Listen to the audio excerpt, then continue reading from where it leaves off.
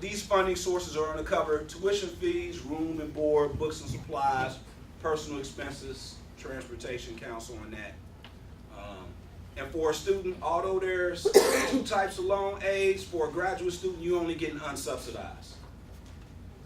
All right, so there's the two types. There's the sub and the unsub. The sub, if you remember that from undergrad, you didn't bear any interest on it. Whereas the unsub, it does.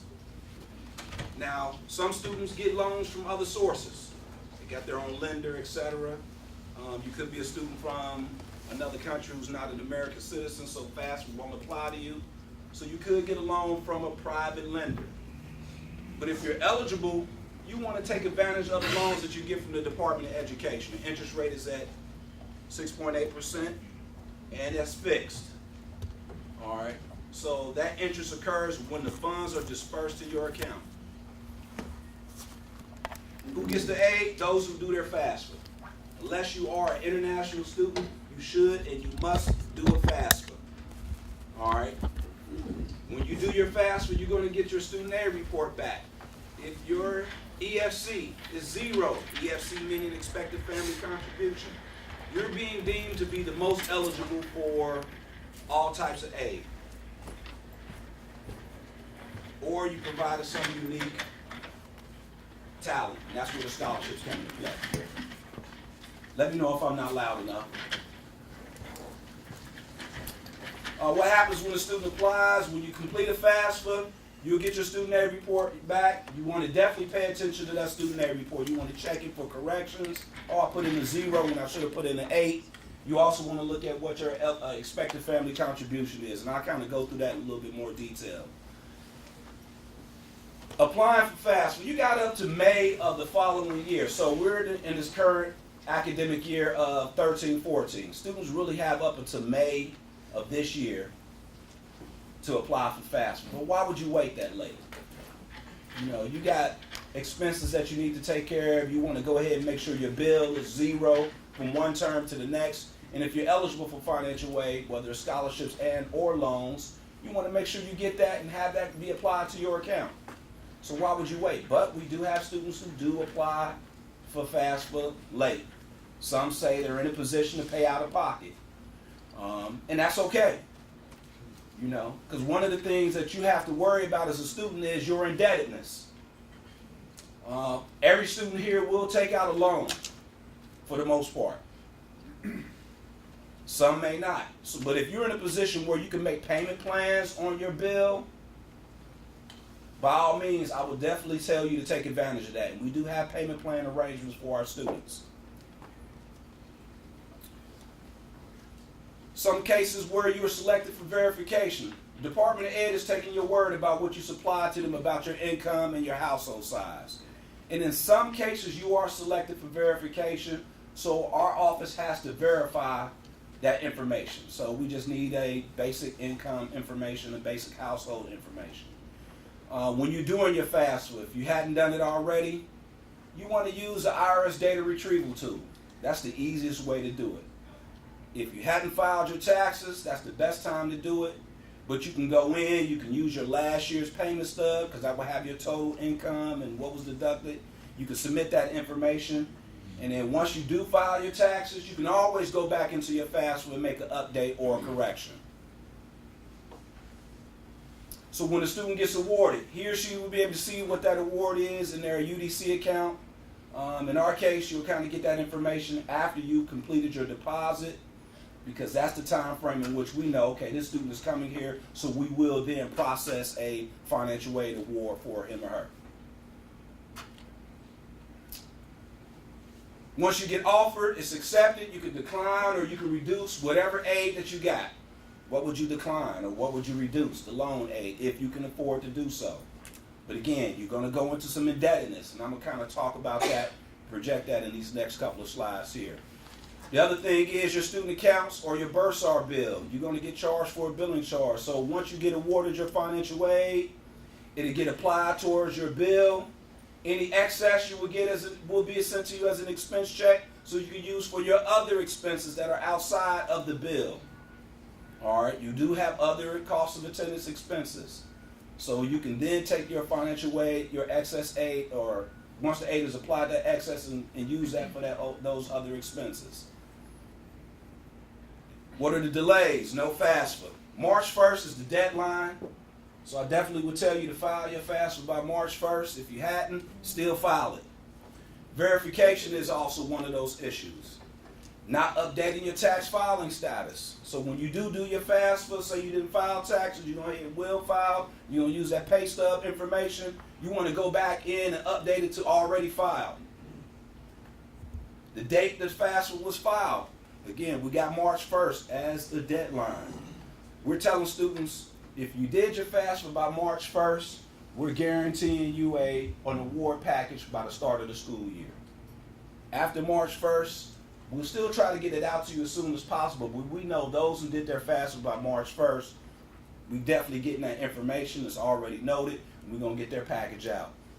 If you owe the balance from the previous semester. Now, you guys are new, so that won't be applied to you guys. Challenges to awarding, regulations. Unfortunately, we are up to all types of guidelines when it comes to administering and awarding federal funds, i.e. the loans. There are also some institutional guidelines that we got to follow, but mostly we got to follow those federal guidelines. And everybody's situation is unique and different when it comes to the FAFSA application. So documentation is critical. I definitely got to highlight that. And you may submit to our office multiple pieces of information. All right. The SAP process. It's unique with law school, but you should be maintaining a satisfactory academic progress standard. Here's the other aspect why you want to do well in law school too.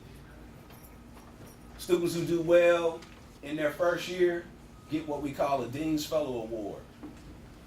And that's kind of automatic. So doing very well your first year ensures that you are eligible for the Dean's Fellow Award. Let me finish and I'll definitely answer your questions. So you definitely want to pay attention to your academic progress. You do unfortunately have some students who flunk out of law school. That happens.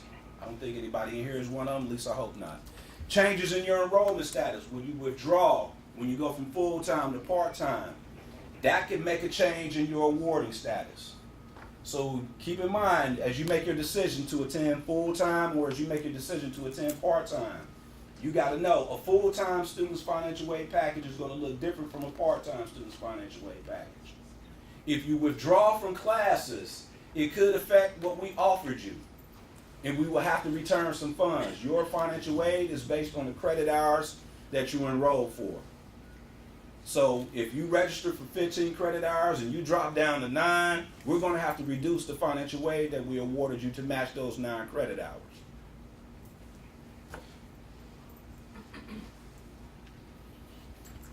This is in the handout and it's online. It's kind of real small here when you look at it online, but what I kind of go through is I look at the tuition and fees, the tuition and fees, the tuition and fees, the tuition and fees. I can't stress that enough.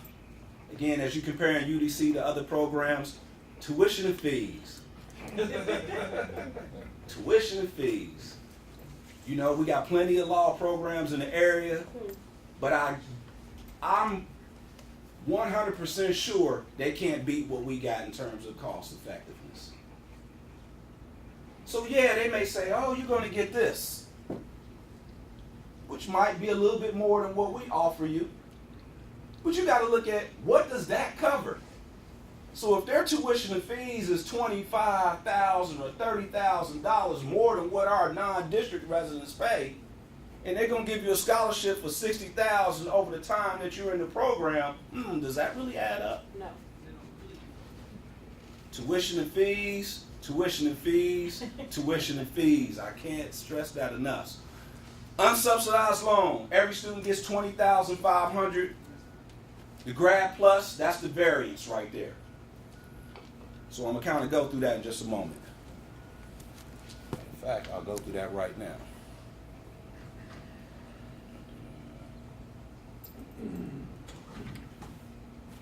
I don't know if you can see that, but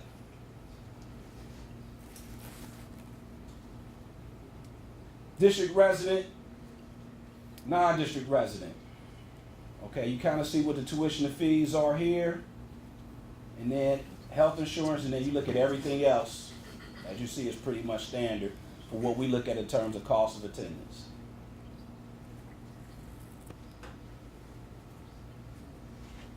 Those are the real numbers that you got to pay attention to, ladies and gentlemen. Here's what I want to say about even our cost of attendance budget. We try to award students up to their cost of attendance. But if you are in a position to not take out that loan money up to the cost of attendance, by all means do it. Here's what I've seen some of our law students get to when they get to the end. Bar prep, bar loan, at the very end.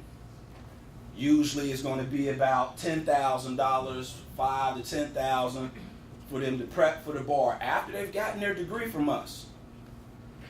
So they have to then go out and get a private or alternative loan while they take that time off from work, or they may not have been, or continue to take time off not working to prepare to pass their bar. Wherein the time frame in which they were enrolled in school, if they just took some of their loan money, threw it in the bank, let it draw some interest. Again, the Department of Ed is only going to charge you 6.8. You probably can draw a little bit more interest on that, or at least cover half of that. But just sit it in the bank and just forget about it. The 3 years that you're here if you're full-time, or the 4 years that you're here if you're part-time, you will have enough money to take care of your bar prep and your bar loan when you graduate. We put a budget out here, and we just did a cost of analysis budget for students. It is possible for you to stay well under budget in this situation. So what usually kills students is the housing. All right, and what we got budgeted for housing, we've seen it where it can be done.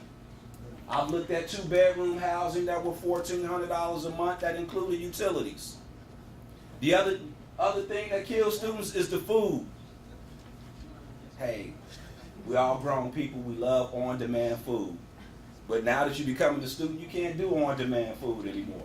You got to go to the grocery store and cook it and pack you a lunch. Every now and then you might splurge and do some on-demand stuff, but I know how it is. I love on-demand food. My wife does not like to cook, so I got to do on-demand food. But I'm just saying, that's what we got in terms of our budget. So there are ways to actually cut what we got listed here in our budget for you to stay under budget as a student and still be comfortable. So I'm asking you to look at that. In addition to tuition and fees. Tuition and fees. Tuition and fees. That is the difference maker right there. On that note, I'll open the floor up for any questions. That gentleman first. Yeah, you said something on the lines of if you do well your first year, could you further define what well is? Is that an academic 3.0. GPA? 3.0? 3.0. Yes, sir. If you have an outstanding student loan from your undergraduate career and you haven't yet paid it off, so that affects your Once you are enrolled in school, you can go into what we call a deferment. All right, so you can get that loan balance and those payments deferred, where you don't have to pay anything. If you're in a position, pay the interest on it still. It might be a small amount, pay the interest on it. But you can always get that loan deferred. Now, as you take out more loan money to pay for school, you're going to add to your level of indebtedness. Okay? My whole goal, as I tell you, what we got for budget, and when you're paying the tuition and fees, for you to graduate from here with your degree first, and for you to be in the least amount of indebtedness that you possibly can be. Yes, sir. Do y'all do in-state tuition for active duty military? Yes. Yes, we do. Ma'am, and then I'm going to come back to you, sir. If you are a non-resident, can you explain the process of becoming a resident, or what a person would have to do so they can qualify for the resident? That's on our website here, but the guidelines for residency are really simple. Live in the district, and did you pay taxes to the District of Columbia? Okay? You have to live here for a year before you get under that. How many years? 1. 1 year. So, I mean, we have that on our website. You know, we presume a bona fide resident of the District of Columbia if you were domiciled in the district and paid income taxes or received public assistance from DC government. Second one doesn't apply to you guys. I don't think anybody in here is a dependent of somebody else. And then the other combination of number 2. Yes, sir. Participation in the Yellow Ribbon Program to top up costs above and beyond the GI Bill. Do you all participate in that? Yes, we did. Okay, thanks. Yes, ma'am. And for the active duty military, what do we have to provide as proof upon our acceptance? Your So that we get your certificate of eligibility, from and the then we VA? and then we I do the certifications electronically. Okay. Yes, sir. Do you know what deferment would look like for a part-time student? Would there be a deferment at all, or would it just be Yes. scaled back? If you're part-time, you can still get a deferment. All right. When you drop below what we call half-time enrollment is when you go into repayment. So now that you're coming back to school, and if you're going part-time, you're going to at least be 6 credit hours or more. Okay? So less than half-time is less than 6 credit hours. All right. So the deferment will kick into play again if you were enrolled in school. Yes, ma'am. One question, can you, like, if you feel, an exhibit amount of loans on your undergrad, can you run out of loans eventually that you can borrow if you get to? You can, but if you've only been an undergrad, you haven't exceeded your lifetime limit. The Right. undergrad limits and the graduate limits are different. So you may have received all you can as an undergraduate student, but it is impossible that you've received all you can receive in the lifetime. The lifetime limit is 138.5. Just 138.5 is the lifetime limit. That includes your grad and your undergrad. And then the grad plus loan doesn't apply to those limits. Grad Plus does not apply to those. I was wondering, if I don't know.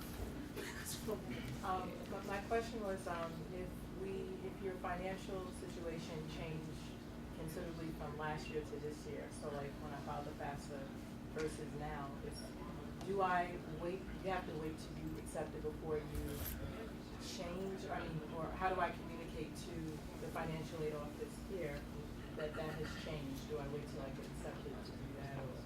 Well, being that you only be getting unsubsidized loans anyway, your finances don't have that much of an effect. You'll probably still get the same thing either way. It was different when graduate students were still eligible for subsidized loans. Then the income had more of an effect, but you probably will end up getting the same thing either way, unless you're interested in stuff like work study or. Let me kind of give a little clearer picture in terms of what a typical financial aid package will look like. Let's look at the resident COA budget, which includes tuition fees, room and board, and all of the expenses relative to cost of attending. So you do your FAFSA. Say your FAFSA, based on their federal methodology, says you have a $20,000 expected family contribution. So you do $40,000 minus the $20,000. So the additional financial aid that you can receive is only going to be $20,000. All right. So again, those with a 0 EFC get the maximum amount based on combinations of aid. That's scholarships as well as loans. I have 2 questions. First question is, what factors go into judging what your award would be? Again, when you do your FAFSA and what the Department of Ed determines your eligibility is, here's what the Department of Ed looks like. What they look at. They look at how much money comes into the household and how many mouths are eating off that household. They don't care about what your expenses are. They didn't tell you to go buy that car or that house. All they look at is how much income is being generated in this house and how many mouths eat off of that income. And then from that information, they make a determination, this is the student's expected family contribution. And also, what does a payment plan look like? Would it be everything up front? Well, obviously it would be everything up front, but would it be a certain percentage up front? Would I it be wanna something say- that varies? Depending on when you do it, so if you know, okay, I've been accepted, I'm planning on coming to UDC, it's now March Madness, You know, you kind of got an idea on what I'm going to pay because I'm a district resident or I'm a not district resident in terms of tuition and fees. Don't look at the cost of attendance aspect, just look at tuition and fees. You can say, you know what? So for the fall semester, if I'm a district resident, my bill is going to be $6,000 more or less. Let me go into a payment plan starting April, and I have to pay it midway through the fall semester. Okay, so the closer you get towards the start of the semester is when the payments start to increase. So, I mean, if you're saying you're going to come here and you've submitted your deposit and everything, and you're firm and committed, you can go ahead and set up a payment arrangement with our student accounts office. Okay, so as soon as you accept it, you can start. You can do that. So, I mean, it's a lot of ways to kind of, you know, look at what you can offset. And then once you get awarded your financial aid, your bill might already be down to zero, and then you can just go ahead and use the money towards some of your other expenses, i.e., I would suggest that you save it. You know, because again, what I hear students all the time when they get to that third level is, I got to get a bar loan. And I'm bringing in a lender who's providing their product. And I'm not telling the students to use this particular lender. I'm saying, here's a guide, you know, compared to the others that you may want to go after. But bar loans, they have ranges. The smallest one that I've seen a student say I'm going to take is like $3,000 to the largest one being $10,000. You could have stayed under budget, put some of that money in, and because you're borrowing federal funds, you got the flexibility of, I'm not working right now, or my income is not that much, so I'm doing an income-based repayment, etc. Whereas if you take a loan out from a private lender, the whole credit check, and if they say, hey, we want you to pay back now, actually we sold your loan to another lender, you know, they raised the interest rate up 3% more plus prime. It's a whole lot of gambles that can go through that. Where the feds have said it's fixed. Yes, ma'am. I heard something in regards to if you work for a nonprofit or a public interest organization that your loan and everything, student loan could be wiped away. Could you talk a little bit? Good question. The federal government does do loan forgiveness. However, they put in there, you must do 10 years of consecutive payments before the remaining balance that you may have left is forgiven. And if you worked in the public sector, if you're doing public sector law. So, and that's right now. You know, we got an interesting Congress who might decide to change the rules of eligibility and repayment. You know, before the President Obama became president, students could get both unsub as well as subsidized loan as a graduate student. But once he became president, and he was like, hey, you know, it was a lot of, we need to cut this, we need to cut that. So he said, let's work a deal out. And unfortunately, subsidized loan had to go to the wayside for graduate students. Yes, ma'am. Okay. I'll come to you then. So I have a lot of financial contingencies with anticipating admissions for fall 2014. So I've never taken out undergraduate loans. I'm UDC alum, so it's very affordable. I do know you can pay your way. But I have a family now, so I have some other things to consider. What should I be considering in terms of the transition from leaving full-time job to go to school full-time, and is that expense on me to plan and allow for the grant, the financial awards? Like, what should things look like? Because the class before this one talked about taking some time off before school, getting settled, you know, and that's something I'd like to do, but I don't know how much of a window do I have to. Do I use my savings? Or can I anticipate, you know, some help to be able to do this in transition? I think you're the best at evaluating your situation and what you need to do as you move forward, because everybody's situation is different. There's really no straight cookie cutter way. You know, given that you're returning back to school, and you've been working, you've gotten accustomed to a certain lifestyle, you're making a significant adjustment to that lifestyle that you've had now that you're returning back to school. You know, as I mentioned, you can't do on-demand food purchases anymore. Oh, I'm a mother of three, I know that. So, you know, those type of things which we've gotten accustomed to it if you've been working and everything, you can, you know, splurge on myself at any time that you want. But now that I got time, effort, and money going into one particular place that's critical, I have to be able to really look at and evaluate what I have to eliminate and not do anymore. So going with your scenario, maybe you should do part-time enrollment as opposed to full-time. But then do you weigh out, if I do part-time, it's going to take me a little longer. Yeah, you really have to think about it. I mean, we have some students who make that transition and it's easy for them. And we have some students who, like we had one particular student, you know, and she was making a certain salary and she transitioned to become a student, and she really thought that she basically wanted her entire salary supplemented with student loans.